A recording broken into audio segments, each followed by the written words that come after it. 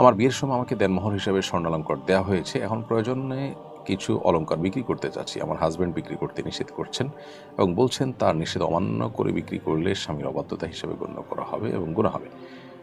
আমার নিজের সম্পদ বিক্রি করার ক্ষেত্রে স্বামীর নির্দেশ মানতে বাধ্য কিনা? আইনত আপনি স্বামীর নির্দেশ মানতে বাধ্য নন, যেটি আপনার সম্পদ সেরিয়া বিক্রি করাটা একান্ত আপনার এখতিয়ারাধীন।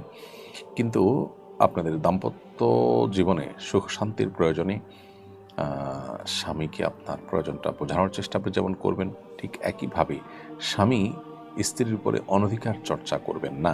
অর্থাৎ যেখানে কোনো সম্পদ স্ত্রীর সেটা তিনি বিক্রি করতে পারেন, শরীয়ত সেখানে তাকে অধিকার দিয়েছেন, স্বামী হিসাবে সেখানে গায়ের জোর খাটিয়ে বাধা দেওয়া এ রাইট তার নাই, তিনি পরামর্শ দিতে পারেন। অতএব স্বামীরও অন্যায় করা যেমন উচিত নয়, স্ত্রীরও যথাসম্ভব স্বামীকে বুঝিয়ে নিয়ে তারপরে তার বিক্রি করার কাজ সম্পাদন করা দরকার। যদি প্রয়োজন হয় সেটা চেষ্টা করবে।